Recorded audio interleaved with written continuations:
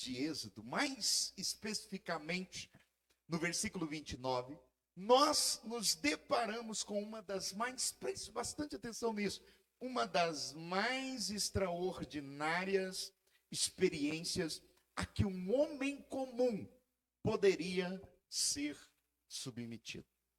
Para aqueles que não conhecem o texto, esse relato nos dá conta de que Moisés, depois de estar agora pela segunda vez em contato direto com o Senhor, durante 40 dias e 40 noites a fim de receber da parte do Senhor aquela que seria a segunda inscrição das tábuas da lei, porque você bem sabe que as primeiras foram quebradas em um ato de revolta de Moisés, pelo fato do povo ter prevaricado, idolatrando e moldando um bezerro de ouro. Ao descer ele do monte, dessa segunda experiência, de estar ali em contato direto com o Senhor no monte Sinai, Moisés não sabia que o seu rosto brilhava. Isso me lembra até uma canção de quando eu era criança. Foi lá no cume do Monte Sinai que o nosso Deus com Moisés falava, né? Quando ele desceu do monte, quem lembra dessa canção? Não sabia que seu rosto brilhava, né? Eu sou brilho. O seu rosto brilhava. Foi lá no cume do Monte Sinai que o nosso Deus com Moisés falava. Amém? Glória a Deus. Ficou bonito isso aí, hein? Amém?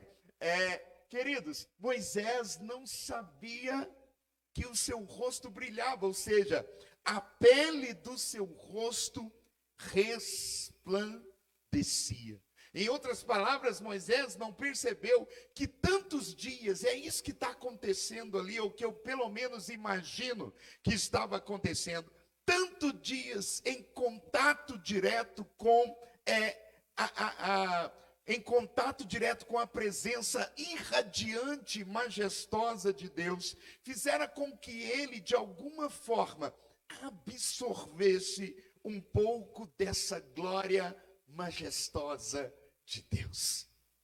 Alguma ou parte do tempo que Moisés passou ali, 40 dias e 40 noites, sem comer, sem beber, fez com que Moisés, de alguma forma, e não me pergunte como, é coisa de Deus, amém? Fez com que Moisés absorvesse um pouco da glória, fez com que Moisés absorvesse um pouco da unção de Deus, ao ponto dessa mesma unção, dessa mesma glória, refletir sobre o seu próprio rosto. Tamanho, querido, foi o impacto da glória de Deus, que tanto Arão quanto os próprios filhos de Israel temeram a Moisés, fazendo com que ele cobrisse o seu rosto e ofuscando assim, tapando assim, o brilho da glória de Deus em sua vida. Mas, queridos, além do temor que a experiência vivida por Moisés causou em Arão e nos filhos de Israel, a pergunta que eu sempre me faço quando eu medito nesse texto é a seguinte: será que havia uma outra razão para que Moisés se sentisse obrigado a cobrir o seu rosto? O texto é enfático em nos mostrar que houve um temor de Arão, amém? Houve um temor dos filhos de Israel. Eles haviam vivenciado experiências profundas, marcantes e traumáticas há alguns capítulos anteriores, quando o Senhor puniu aqueles que prevaricaram e que fizeram o bezerro de ouro. Talvez seja por esta razão, talvez seja por esse motivo, que Arão e os filhos de Israel temeram. Mas será que havia uma outra razão para que Moisés cobrisse o seu rosto? Talvez porque ainda que essa manifestação de glória fosse imperfeita e indireta, e não entenda que eu estou dizendo que a glória de Deus é imperfeita, mas aquele que recebeu a unção era imperfeito, aquele que viveu a experiência era imperfeito. Por isso não podemos comparar essa experiência, por exemplo, era com o Monte Horebe. onde a sarça ardia e não se consumia, e o anjo do Senhor falava diretamente. Ali nós temos uma manifestação de glória direta, mas nesse texto não, nós temos um manifestar indireto da glória de Deus, um manifestar imperfeito da glória de Deus. E talvez sabedor disso, Moisés quisesse colocar limites. Talvez seja por isso que ele cobriu o seu rosto com um véu, para colocar limites como aqueles, por exemplo, que foram colocados no sopé do Monte Sinai, quando o Senhor convocou Moisés para receber as primeiras tábuas e também as segundas. Foram demarcados limites. O Senhor disse: olha, diga para que o povo não se aproxime do Monte Sinai, e eu falarei diretamente contigo, e tu falarás ou ouvirás diretamente comigo.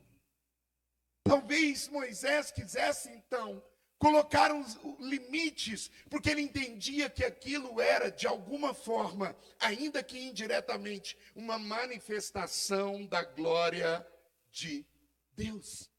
Talvez Moisés estivesse colocando um véu sobre o seu rosto para limitar o acesso de Arão e os filhos de Israel, como futuramente, porque o tabernáculo ainda não havia sido erguido, mas talvez Moisés se lembrou da regra que o Senhor colocou entre o limite entre o lugar santo e o santíssimo lugar.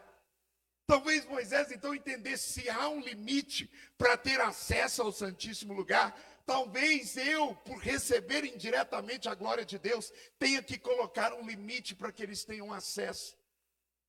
E essa preocupação tem um sentido, porque Moisés entendeu pessoalmente, quando ele pediu para ver a glória de Deus, que a homem nenhum seria lícito ter acesso. Talvez Moisés estivesse pensando em colocar um limite, porque ele temia pela vida de Arão. Os irmãos estão entendendo? Quem aqui está entendendo isso? Amém?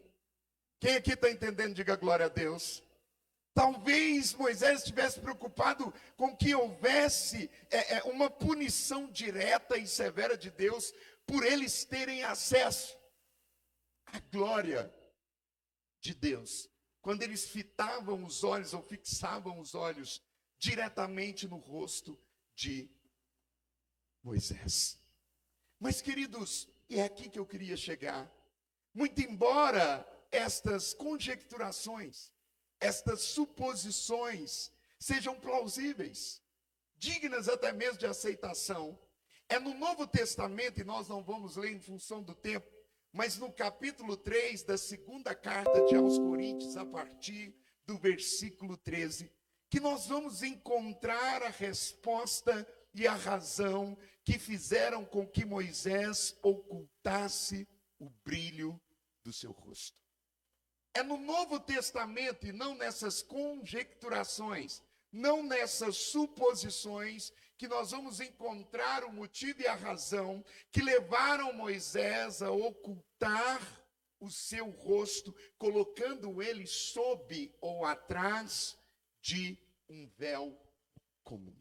Neste texto de 2 aos Coríntios, se você quiser acompanhar aí na sua Bíblia, no capítulo 3, a partir do verso 13, Paulo fazendo um contraste, para você entender, um contraste entre graça e lei, ou seja, um contraste entre graça e o sistema mosaico legal. Paulo irá afirmar o seguinte: não somos como Moisés, que punha um véu sobre o seu rosto, para que os filhos de Israel não pudessem fixar os olhos no fim daquilo que estava desaparecendo.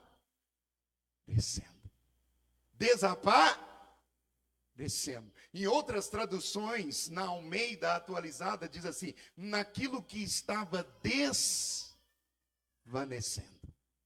Em outras palavras, querido, o que Paulo estava alegando é que, à medida que o tempo passava, e que a experiência vivida por Moisés no Sinai ficava mais distante, o brilho da glória de Deus se desvanecia. desvanecia. Ou seja, o brilho da glória de Deus se dissipava, se desfazia, fazendo com que Moisés cobrisse o rosto quando se apresentava aos filhos de Israel. E talvez Moisés fizesse isso por medo de perder a credibilidade. Talvez Moisés imaginasse o seguinte: como assim? O nosso líder está perdendo o brilho. O nosso líder está perdendo a glória. Talvez fosse uma preocupação pessoal, mas Paulo também se utiliza desse mesmo contraste entre graça e lei, para afirmar que assim como Moisés foi também com o sistema mosaico legal, ou seja, com a lei, que estava igualmente se desvanecendo, enquanto a glória da manifestação do Evangelho de Cristo brilhava cada vez mais intensamente. Os irmãos estão entendendo? Glória a Deus. Aleluia. Mas, querido, talvez você pergunte: pastor, mas onde essa palavra se encaixa conosco nessa noite? De que forma o Espírito Santo quer nos falar nessa noite? De que forma essa palavra quer se revelar ou se mostrar a nós nessa noite? Querido, é triste ter que admitir, chegando nós ao século 21, no tempo em que nós vivemos, é triste ter que admitir que nós vivemos dias de um cristianismo tão igual ou pior àquela experiência vivida por Moisés e pela lei e pelo povo no Antigo Testamento. É triste ter que admitir que, chegando nesse presente século, nós vivemos dias de um modelo cristão que está se desvanecendo. Vivemos dias de um modelo de cristianismo que está se dissolvendo, que está perdendo o brilho. Vivemos dias de um cristianismo que está com brilho, Miqueias, opaco, com brilho ofuscado. Vivemos dias que não são diferentes daqueles dias de Moisés, dias de uma glória desvanecente, dias de uma glória, de um brilho que desaparecia. Vivemos dias que não são diferentes do tempo do sistema mosaico legal, ou seja, da lei instituída a partir de Moisés, que com o passar do tempo, quando se aproximou da encarnação de Cristo, foi perdendo o seu brilho, foi perdendo a sua intensidade, foi perdendo a sua força. Vivemos, querido, dias de um cristianismo que a cada dia que passa, vê comprometido em suas ações, ou está comprometendo com as suas ações, o brilho do autêntico evangelho de Cristo. Vivemos dias de um pseudo-evangelho. E por pseudo-evangelho, entenda, aquilo que parece ser, mas que não é. Vivemos dias de um comercial que às vezes eu cito ele, é do meu tempo de menino, cujo slogan era Denorex. Parece, mas não é. Quem é mais antigo aqui se lembra do Denorex? Pode levantar a mão, Tatiana. Denorex. Parece, mas não é. Vivemos o tempo de um cristianismo Denorex. Vivemos um tempo de um cristianismo que se porta como, mas não é.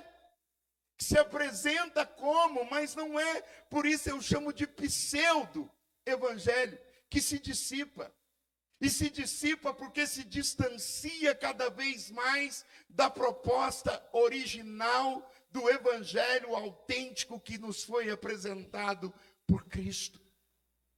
Um evangelho que se desvanece, sabe?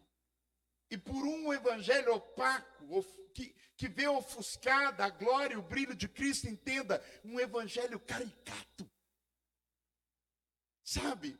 Um evangelho mascarado, que se parece com tudo, menos com o Evangelho. Sabe? E isso se dá pelo fato de ser um evangelho que sofre com uma coisa chamada crise de identidade. É um evangelho que se perdeu em si mesmo, com as suas manias, com as suas crendices. Sabe? Pastor, eu não entendi que manias são essas, que crendices são essas. É o evangelho da pulseirinha, é o evangelho do sal grosso, é o evangelho da caneta ungida, é o evangelho da vassoura ungida, é o evangelho das campanhas. Você está entendendo? É um evangelho que se apresenta, que se porta como evangelho, mas que não é evangelho porque está distante da proposta original. É um evangelho aqui, ó, que trata ou insiste em tratar como normal aquilo que não é normal. Eu disse isso há pouco, alguns cultos atrás. Sabe? Que quer tratar como normal alguns hábitos, que quer tratar como normal algumas manias, que quer tratar como normal alguns hábitos pecaminosos que não podiam sequer existir mais na sua vida. Pastor, eu não entendi. Sabe o que quer tratar como normal um namoro fora do contexto cristão e quer apresentar esse namoro como se fosse cristão? Que quer tratar como normal uma ida em algumas festas, em algumas baladas, e no outro dia quer se portar como crente na casa do Senhor. Esse é o tipo de evangelho que nós vivemos. E ai do pastor, se falar alguma coisa contrária. Sabe? É um evangelho egocêntrico. É um evangelho individualista, que insiste em ofuscar o brilho da glória de Cristo com a intensidade do seu brilho próprio. Egocêntrico. Sabe? Deixa eu dizer uma coisa para você que eu disse ontem em Bambuí, querido. O brilho da glória de Cristo não divide espaço com o brilho da sua luz própria. Ou brilha a luz de Deus na sua vida, ou brilha a sua própria luz. As duas não compactuam.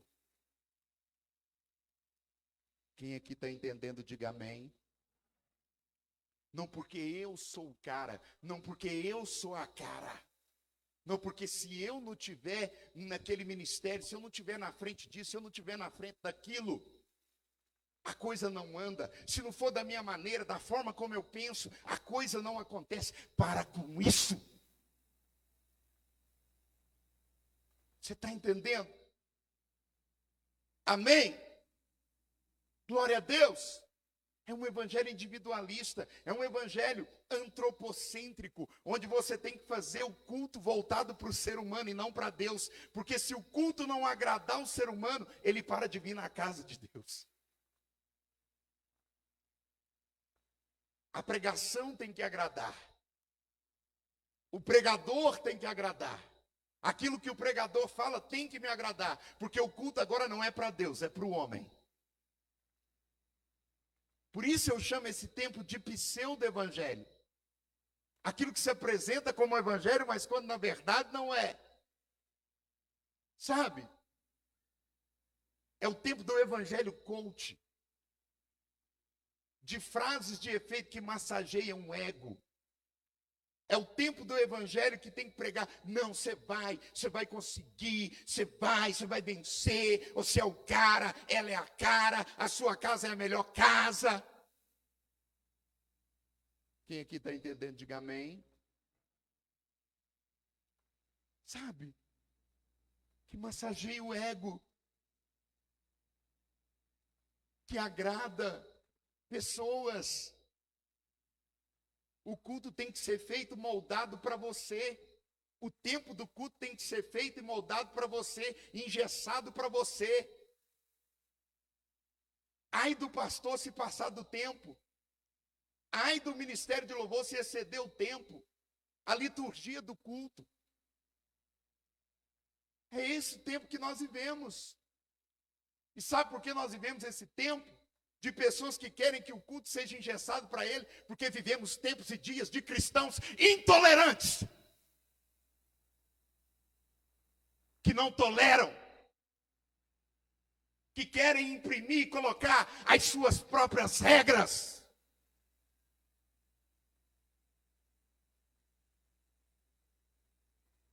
Posso ouvir um amém? Sabe? Deixa eu dizer uma coisa para você, querido. A igreja não se adequa a você, é você que se adequa a ela. Goste você ou não, pastor não tem que se adequar a você, igreja não tem que se adequar a você, é você que se adequa. Mas vivemos dias de uma inversão de valores. Quem manda é a ovelha, quem obedece é o pastor. Quem determina é a ovelha, quem obedece é o pastor.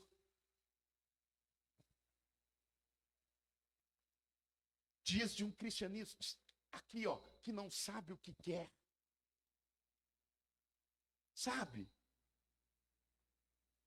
Dias de uma igreja, de cristãos que não sabem o que quer.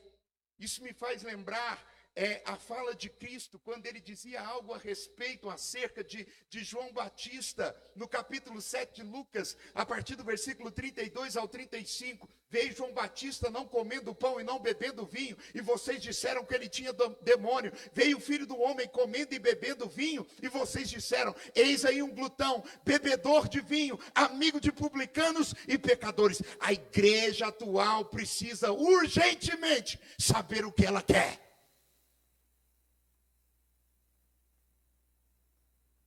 Se o pastor prega uma pregação como essa que eu estou pregando, ele é ruim, ele é mau, ele está nervoso, ele está estressado, está precisando ir pescar, ir para o retiro e morada nova. Se eu prego uma mensagem dessa, nos dias atuais, vão querer dizer, aproveita e desce, pastor Conivaldo, antes do dia, na segunda-feira. Você está entendendo? Porque é uma igreja que não sabe o que quer, mas quando o pastor começa, Wagner, a maneirar o cajado, a dar uma aliviada no cajado, o pastor está estranho, o pastor está liberal. Ops, estou sabendo o que vocês querem não, ué. O que vocês querem? Se o culto começa às 6 horas, está ruim, eu passo para 6h10. Começa às 6h10, está ruim, eu passo para 6 horas. O que vocês querem? O que vocês estão querendo? A igreja atual precisa urgentemente saber o que ela quer. Você está entendendo?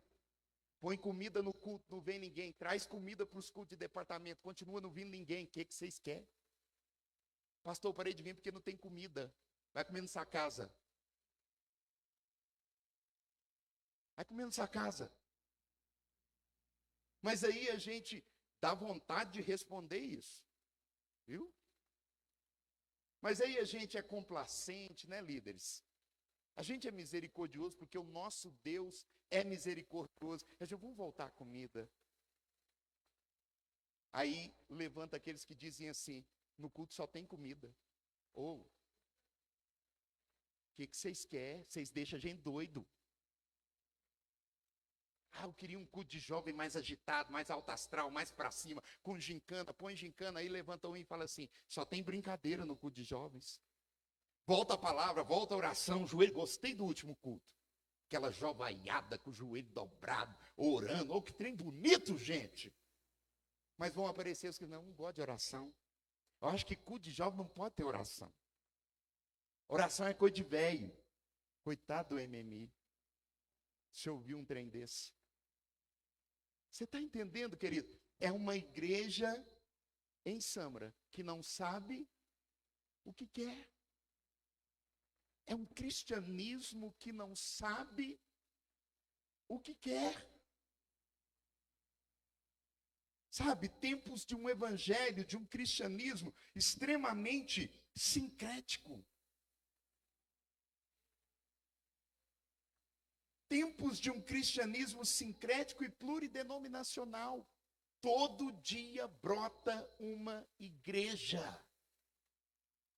Sem convenção, sem direção, sem pastor, o sujeito acha que tem vocação e ele se auto-unge pastor. E quando ele cansa de ser pastor, ele se auto-unge bispo. Bispo, para ele não tá bom, ele vai se ungir, se auto-ungir e dizer que é apóstolo. Eu gostava de um cara que eu até indicava ele, Luiz Hermínio. Quem já ouviu falar? Pastor Luiz Hermínio. Nossa, o cara tinha uma palavra. Depois eu fui observando, o cara foi se perdendo, se perdendo. Aí eu não era mais pastor, agora ele é apóstolo Luiz Hermínio. Ah, não, irmãos. Para. Dá licença. Você está entendendo? Outro dia me indagaram, pastor, mas esse trem do povo rodopiar. Esse trem do povo rodopiar é de Deus. É. E no fundo, quem pergunta acha que não é, mas tem medo de falar que não é. E o negócio é de Deus. E aí ele está pecando. Aí para quem que é pergunta? O pastor. Porque se alguém pecar, que peque o pastor, não eu. Você está entendendo? E aí eu disse para essa pessoa o seguinte, já tem algum tempo, eu disse para essa pessoa o seguinte, eu não sei se é ou não é de Deus. A pergunta que eu sempre me faço é para quê? Gostou, né, Wellers? A pergunta que eu sempre me faço é para quê? Eu fico imaginando se o irmão não é curado da labirintite. E frequenta uma igreja dessa. Você está entendendo, querido? É para quê? Qual a razão? É isso que você tem que se perguntar para você saber ou entender se isso é evangelho. Amém? Sabe? Mas isso faz parte de um pluridenominacionalismo. Conversando com o pastor Elias ontem, né? Ele dizia que quando ele chegou para Bambuí tinha 6 igrejas, mais ou menos. 6 igrejas. Batista, presbiteriana. Hoje, 16 anos depois que ele está ali, beira 20 igrejas em Bambuí. Você está entendendo? Aí alguém vai dizer, mas antes uma igreja do que um boteco. Querido, boteco abre de qualquer jeito. Igreja não. Igreja é negócio sério. Igreja é instituição que saiu do coração de Deus, foi verbalizada por Cristo e inaugurada em Pentecostes. Isso é coisa séria. Quem aqui está entendendo, diga amém. É o tempo de cristãos que, de tão apáticos que se tornaram, aliás, de tão apagados que se tornaram, chegam ao ponto da apatia e da frieza espiritual. Deixa eu perguntar uma coisa para você. Quando foi a última vez que você deu um glória a Deus no culto? Não, pastor, é mesmo. Quando foi a última vez que você deu um aleluia no culto? Quando foi a última vez que você fechou o olho e adorou a Deus? Quando foi a última vez que você levantou, eu não vou falar a expressão do órgão aqui de trás, porque pode ter gente que se escandaliza. Eu agora tenho que tomar cuidado com isso. Mas quando foi que você levantou os seus quadris do banco para adorar a Deus durante o momento do louvor? Quando foi a última vez que você levantou espontaneamente, não porque a ministra implorou para você levantar? Se você não se lembra, querido, você já passou da apatia, você já se tornou um frio espiritual. É o tempo de um cristianismo frio, apático.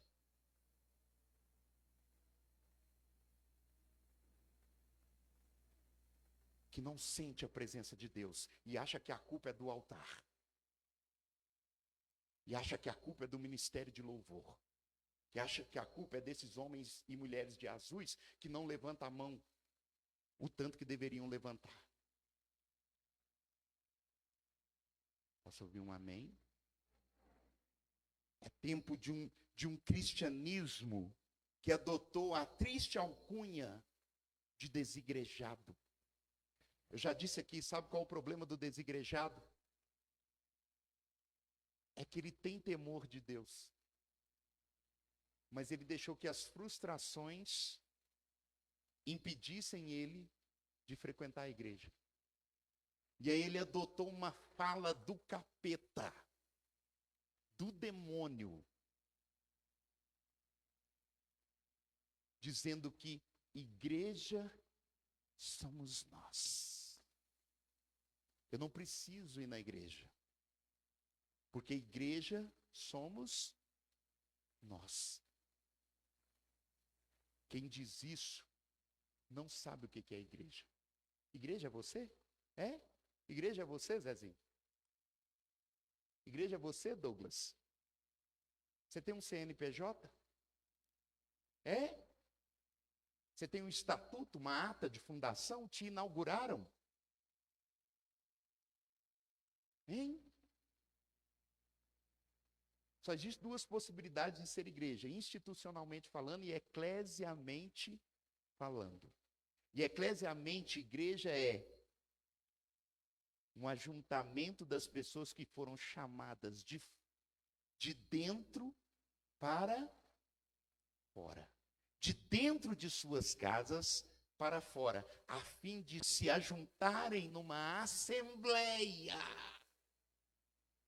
numa congregação. Eu devo estar com a cara de um tamanho aqui agora. Deixa eu afastar. E o senhor nem para me falar, só está atrás da... Você está entendendo? Sabe? Se você é eclésia, você é igreja. Se você congrega, você é igreja. O problema é que as pessoas confundem igreja e templo. Templo é lugar de habitação. Você é templo do Espírito Santo de Deus. Um templo sem telhado, é claro. É verdade.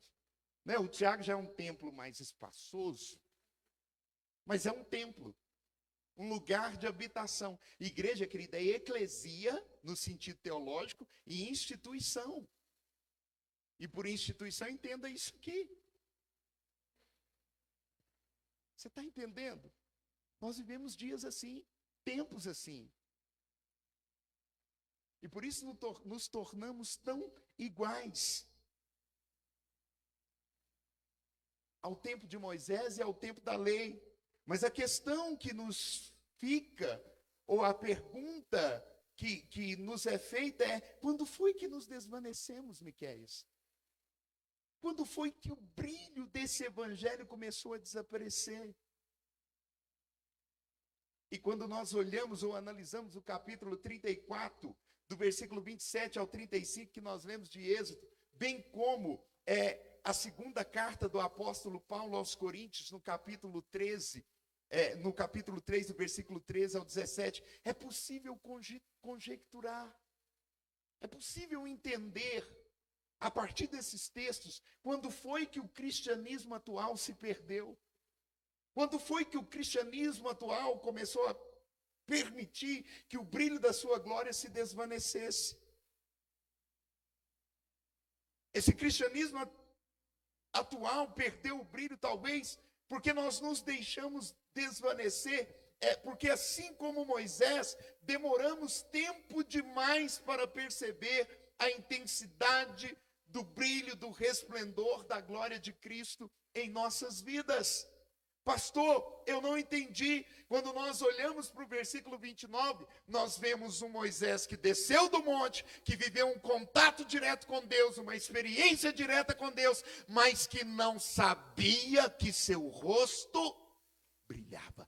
Está assim de cristão que viveu uma experiência genuína com Deus. Está assim de cristão que se converteu. Está assim de cristão que verdadeiramente viveu ou vive algo com Deus. Mas não percebe que essa experiência gerou nele o brilho da glória de Cristo. Pastor, eu não entendi. Você precisa ter ciência disso. Você tem o brilho de Cristo na sua vida.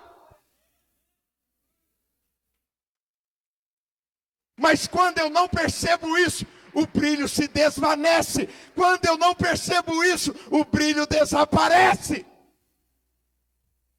Se dissolve.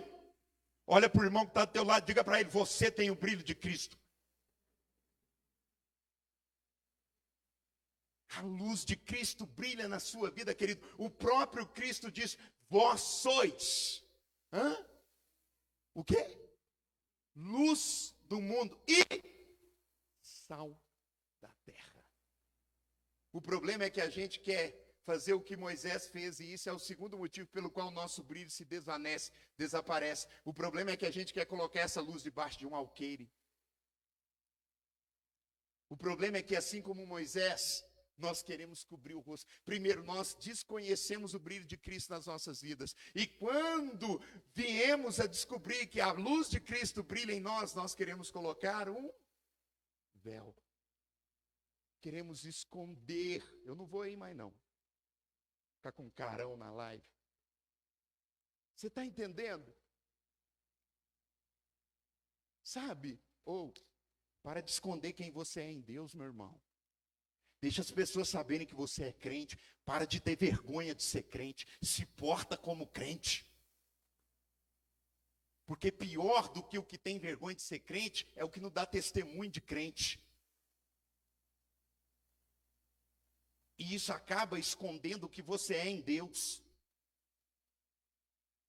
Reveja suas ações. Lava a sua boca. Para de chamar os outros de viado. Lava a sua boca.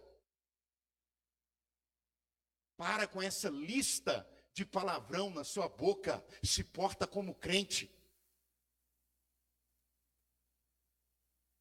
Para de esconder do crente 007, agente secreto. Só ele sabe que é crente, porque ninguém pode saber. Pastor passa na rua, dá graça e paz, ele quase enfia debaixo do carro. Principalmente quando está com os amigos. Nossa, pastor, ele vai dar graça e paz, misericórdia, ele vai dar graça e paz. Ai, nossa, pai, se ele der graça e paz, eu estou perdido. Meu Deus do céu, ele vai dar graça e paz. Para. Sou crente. Sou crente. Fala para o seu professor de filosofia na faculdade. Sou crente. Eu sou crente. Fala para o seu professor de religião, para o seu professor de história, aquele endemoniado que fica falando que você veio do macaco. Endemoniado. O bullying começa na aula de história, principalmente com os negão. Porque quando fala isso, primeiro olha para o negão da sala. Aula de história, evolução, o homem veio dos macacos. Todo mundo, ninguém olha para o professor, olha. Você está entendendo? Era igual, eu tinha uma raiva da novela Carrossel. Quem lembra da novela Carrossel? Tinha 3 negão na sala, eu e mais 2. E tinha um personagem no Carrossel que era o Cirilo. Quem lembra aqui? Adivinha quem era o Cirilo? Os 3. 3 Cirilo. Não podia escolher um não, os 3. Aí de vez em quando, não, eu não era o único. Aí de vez em quando eles chamavam assim, ô Cirilo, aí eu respondia, oi, não, é o outro. É o outro Cirilo, o da direita. Você está entendendo, querido? Fala para aquele professor de história, eu sou crente. Sabe? Olha para esse irmão que está do teu lado, bata no seu peito e diga para ele, eu sou crente. Eu sou crente. Tenho orgulho de dizer isso, querido. Em nome de Jesus. Sabe por que o brilho da glória de Cristo tem se desvanecido por causa das nossas inconstâncias. Olha que coisa bacana do texto de Êxodo. Moisés entrava na presença do Senhor. O que acontecia com o brilho, Miqueias? O brilho voltava. Moisés saía da presença do Senhor. O que acontecia com o brilho? Sumia, desvanecia. Por isso ele cobria o rosto. As nossas inconstâncias fazem com que o brilho de Cristo nas nossas vidas fique ofuscado. Para de ser crente inconstante. Uma época da sua vida, você ora mais do que as irmãs do coque. Sabe? Nossa, eu estou orando, pastor. Meu Deus do céu, tem um tempo na sua vida que você lê Bíblia, que é uma coisa. Tem um tempo na sua vida que você é piolho de igreja. Piolho de igreja. Eu descobri um vício no meu pai, igreja. Ele é viciado em igreja. Sabe, tem um tempo na vida da gente que a gente é viciado em igreja. Mas aí vem um tempo na nossa vida que a gente não ora coisa nenhuma. Não lê Bíblia coisa com nada. Igreja, nosso pai tem preguiça. O marido fica torcendo para o dia e para a hora que a esposa fala assim, hoje eu não vou no culto. Eu também, eu estava só, de Deus isso aí, hein? De Deus, porque eu também não estou afim de ir.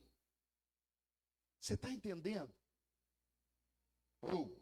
As inconstâncias de Moisés e da lei, ou do povo da lei, fizeram com que o brilho de Deus se desvanecesse. As suas inconstâncias espirituais fazem com que a luz de Cristo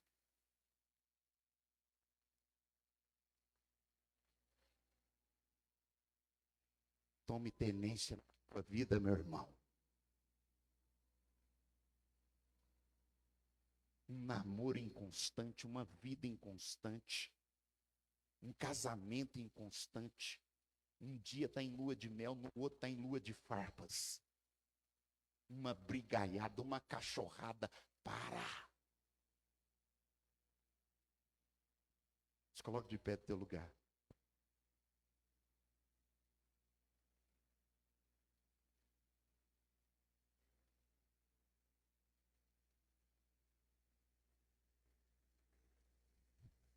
É tempo de restabelecer o brilho da luz de Cristo na sua vida. Deixa eu dizer uma coisa para você, meu irmão. Há muito tempo, aqui ó, e o Espírito Santo vai tocar, e você vai entender que é para você que ele está falando. Há muito, o seu estilo de vida espiritual tem desagradado a Deus. Há muito. É tempo de restabelecer. Vem para cá, corpo diaconal. Vem para cá, ministério de louvor. É tempo de restabelecer o brilho do resplendor da glória de Deus na sua vida. É tempo de tirar da sua vida aquilo que ofusca o farol.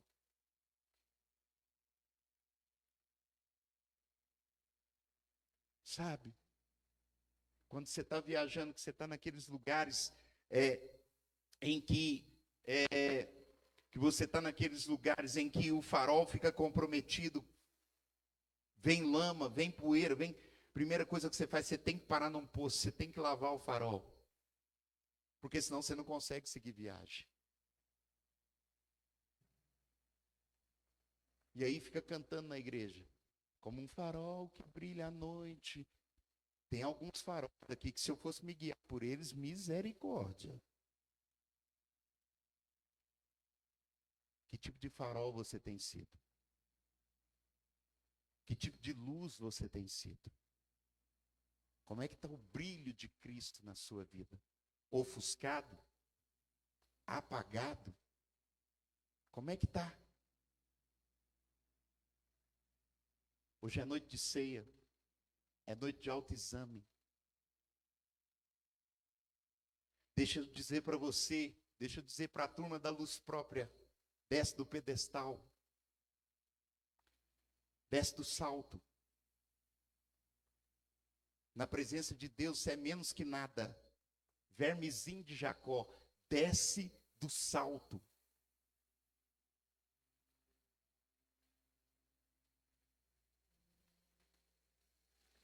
Desce do salto. Deixa a luz de Deus brilhar na sua vida. E pare de ofuscar a luz de Deus com o brilho da sua luz própria. Deus não precisa da sua luz. Ele não precisa.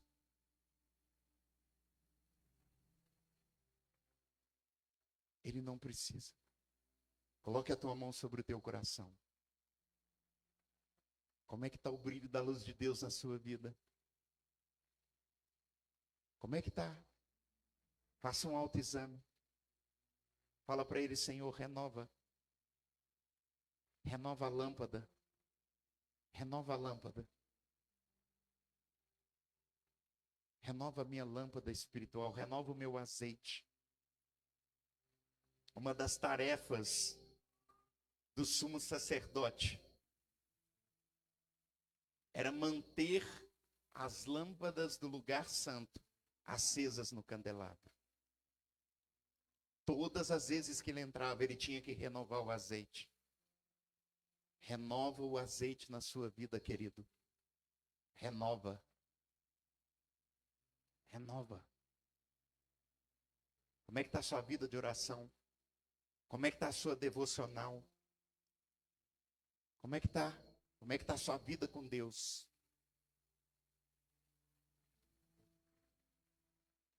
Pai, nós entraremos na tua presença agora, Deus. Cearemos contigo.